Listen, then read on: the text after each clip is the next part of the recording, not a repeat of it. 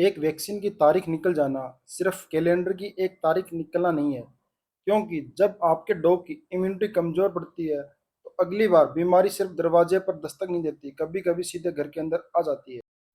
नमस्कार दोस्तों, मैं हूं डॉक्टर आशीष। स्वागत है आपका आशीष पेट क्लिनिक में।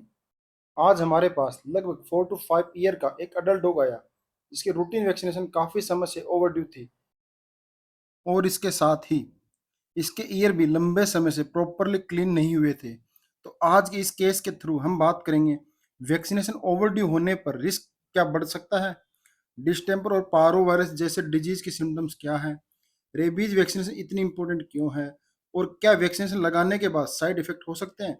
और एंड में बात करेंगे ईयर क्लीनिंग की, कितनी बार सफाई करनी चाहिए, कैसे करनी चाहिए और कौन सी गलती बिल्कुल नहीं करनी चाहिए। तो वीडियो को एंड तक जरूर देखिए, क्योंकि वैक्सीनेशन को लेकर एक बहुत बड़ा मिथ है, मैं इस वीडियो के आखिर में क्लियर करने वाला हूँ। इस पेट के ओनर ने हमें बताया कि इसकी वैक्सीनेशन काफ़ी समय से ओवरड्यू हो रखी है। अब यहाँ एक बहुत इंपॉर्टेंट बात है कि ओवरड्यू वैक्सीनेशन का मतलब यह नहीं कि डॉग को उसी समय बीमारी हो गई है, लेकिन इसका मतलब यह जरूर हो सकता है कि रिकमेंडेड प्रोटेक्शन विंडो के बाहर रहने के कारण कुछ वैक्सीन प्रिवेंटेबल डिजीज के खिलाफ प्रोटेक्शन पर्याप्त नहीं दे पाती हैं। और यही वजह है कि वैक्सीनेशन को सिर्फ पप्पी की वैक्सीन समझना बिल्कुल गलत है। सबसे पहले बात करते हैं कैनाइन डिस्टेंपर वायरस की। डिस्टेंपर एक सीरियस वायरल डिजीज है जो रेस्पिरेटरी, गैस्ट्रोइंटेस्टाइनल और नर्वस सिस्टम को प्रभावित करता है।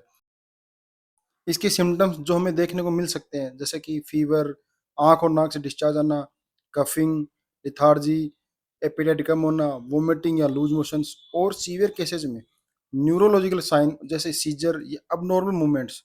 और प्रॉब्लम यह है कि शुरुआत में कई सिम्टम्स सामान्य इन्फेक्शन जैसे लग सकते हैं, इसलिए सिर्फ यह देखकर डिसाइड करना कि डॉग तो ठीक दिख रहा है, वैक्सीन की जरूरत नहीं है। यह सेफ अप्रोच नहीं है। वैक्सीनेशन प्रिवेंशन का हिस्सा है, ट्रीटमेंट का रिप्लेसमेंट नहीं। अब बात करते हैं कैनाइन पारो वायरस पे। पारो वायरस खासकर यंग और इनकम्प्लीटली वैक्सीनेटेड डॉग में बहुत सीरियस हो सकता है, लेकिन अडल्ट डॉग भी ससेप्टेबल हो सकते हैं अगर प्रोटेक्शन एडिक्वेट नहीं है।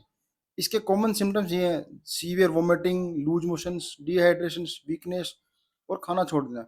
कुछ केसेस में बहुत तेजी से डिटोनेट कर सकते हैं।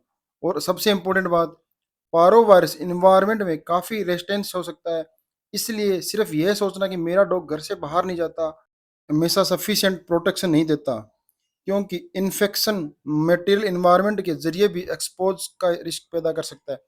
इसलिए वैक्सीनेशन हिस्ट्री को इग्नोर नहीं करना चाहिए। वैक्सीनेशन की बात करते समय हम अक्सर सिर्फ डिस्टेंपर और पारो का नाम लेते हैं, लेकिन कोर कॉम्बिनेशन वैक्सीन में कैनाइन एडिनोवायरस से प्रोटेक्शन भी शामिल होती है। इसलिए जब वेटरनियन कॉम्बिनेशन वैक्सीन रिकमेंडेड करता है तो हर कंपोनेंट का अपना पर्पज होता है। एक वैक्सीन सिर्फ एक बीमारी के बारे में नहीं होती, कॉम्बिनेशन वैक्सीन कई इंपॉर्टेंट डिजीज के खिलाफ प्रोटेक्शन का हिस्सा होती है। अब बात करते हैं रेबीज की। रेबीज सिर्फ डॉग की बीमारी नहीं है, यह गंभीर जूनोटिक डिजीज है, मतलब एनिमल से ह्यूमन में भी ट्रांसमिशन हो सकता है।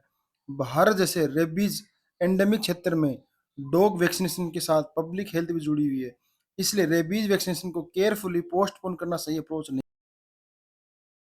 अब एक बहुत कॉमन सवाल आता है, डॉक्टर साहब वैक्सीन ओवरड्यू हो गई है तो क्या अब वैक्सीन काम करेगी? इसका आंसर है, अक्सर ओवरड्यू होने का मतलब यह है नहीं कि वैक्सीन अब बेकार हो गई है, लेकिन डॉग की previous vaccination history, vaccine type, कितना गैप हुआ है और कौन सा वैक्सीन है, इन सबको देखकर वेटरनियन डिसाइड करता है आगे का प्रोटोकॉल क्या होना चाहिए। कुछ वैक्सीन में लंबा प्रोटेक्शन ड्यूरेशन हो सकता है, जबकि कुछ वैक्सीन को नियमित बूस्टर की जरूरत होती है। इसलिए खुद से फिर से पूरी वैक्सीन शुरू कर दूं या नहीं, डिसाइड मत कीजिए। वैक्सीन कार्ड देकर वेटरनियन से शेड्यूल बनवाना चाहिए। अब बात करते हैं उस सवाल की जो बहुत सारे पेट पेरेंट पूछते हैं, डॉक्टर वैक्सीन लगवाने से कोई साइड इफेक्ट तो नहीं होगा? वैक्सीनेशन के बाद कुछ डॉग में माइल्ड और टेम्परेरी रिएक्शन हो सकते हैं, जैसे लाइक इंजेक्शन साइट हल्की सोरनेस, थोड़ी टायर्डनेस, थोड़ी देर एपिटाइट कम होना, हल्का फीवर या इंजेक्शन साइट पर छोटा स्वेलिंग। लेकिन अगर वैक्सीनेशन के बाद डॉग में बहुत सारी ज़्यादा weakness, breathing difficulty, facial swelling, repeated vomiting या कोलेप्स जैसी गंभीर साइन दिखाई दें तो इसे नॉर्मल मानो वेट नहीं करना चाहिए। ऐसी स्थिति में तुरंत से सलाह लेनी चाहिए। और एक बात, वैक्सीन के साइड इफेक्ट का डर इतना बड़ा मत बनाओ कि वैक्सीन प्रिवेंटेबल डिजीज का रिस्क भूल जाओ। वैक्सीनेशन का डिसीजन हमेशा रिस्क बेनिफिट असेसमेंट के आधार पर वेटरन के साथ लेना चाहिए। अब इस डॉग के ईयर पर आते हैं। इसके ईयर्स काफ़ी समय से प्रॉपरली क्लीन नहीं हुए थे। ईयर क्लीनिंग सिर्फ कॉस्मेटिक प्रोसीजर नहीं है। अगर कान में वैक्स, मॉइस्चर या डेब्रीज जमा होती हैं तो ईयर कैनाल का इन्वायरमेंट बदल जाता है। कुछ डॉग में ओटाइटिस जैसी प्रॉब्लम का रिस्क बढ़ सकता है। लेकिन सबसे इंपॉर्टेंट बात, हर एक डॉग के कान को बार बार डीप क्लीन करने की जरूरत नहीं होती। फ्रीक्वेंसी डॉग के year type, wax production, skin condition, previous year problem और वेटरनरी की सलाह पर डिपेंड करती है। अगर डॉक्टर ने होम ईयर क्लीनिंग रिकमेंडेड की है तो सबसे पहले appropriate veterinary ear cleaning solution. अगर बहुत ज़्यादा redness, swelling, bad smell, discharge, pain या डॉग बार बार ईयर स्क्रैचिंग या हेड शेक कर रहा है तो सिर्फ घर पर क्लीनिंग करना सही नहीं है, क्योंकि ऐसी स्थिति में अंडरलाइंग इन्फेक्शन या दूसरी ईयर डिजीज हो सकती है। और एक बहुत इंपॉर्टेंट बात, कान के अंदर कॉटन बड या क्यू टिप डालकर डीप क्लीनिंग नहीं करना चाहिए। इसके डेब्रिज और अंदर पुश हो सकते हैं और ईयर कैनाल या ईयर ड्रम को चोट या रिस्क भी हो सकता है। एक्सटर्नल ईयर को जेनेटली साफ करना और वेटरनरी रिकमेंडेड क्लीनर का सही तरीके से इस्तेमाल करना ज़्यादा सेफ रहता है। अब सवाल है कि ईयर क्लीनिंग कितने दिन में करने चाहिए। इसका कोई एक फिक्स्ड रूल नहीं है। हर डॉग के ईयर एग्जैक्टली 7 दिन या 15 दिन में क्लीन करने हैं। कुछ डॉग को बहुत कम क्लीनिंग की जरूरत होती है, जबकि जिन डॉग में रिकरेंट प्रॉब्लम या एक्सेसिव वैक्स प्रोडक्शन है उनका शेड्यूल अलग हो सकता है। इसलिए डॉग की ब्रीड, ईयर में एनाटॉमी, वैक्स प्रोडक्शन और मेडिकल हिस्ट्री देखकर फ्रीक्वेंसी तय करना चाहिए। और अगर क्लीनिंग से बावजूद स्मेल, डिस्चार्ज, रेडनेस बार बार वापस आ रही है तो सिर्फ क्लीनिंग फ्रीक्वेंसी बढ़ाना सॉल्यूशन नहीं है, अंडरलाइनिंग कोज आइडेंटिफाई करना जरूरी है। तो आज के केस से 3 बड़ी बातें निकल कर आती हैं। वैक्सीन सिर्फ पप्पी स्टेज की चीज़ नहीं है। अडल्ट डॉग की प्रिवेंटिव हेल्थ केयर भी उतनी ही इंपॉर्टेंट है। वैक्सीन शेड्यूल बाइंडली, एनुअल या ब्लाइंडली डिले नहीं करना चाहिए। डॉग की age, life style, previous vaccine history, local disease risk और वैक्सीन टाइप देखकर वेट में प्रॉपर शेड्यूल तय कर सकता है। ईयर क्लीनिंग सिर्फ सफाई नहीं है, प्रिवेंटिव केयर का हिस्सा है। लेकिन ओवर क्लीनिंग भी नहीं करनी चाहिए। इन्फेक्शन के साइन को इग्नोर नहीं करना चाहिए।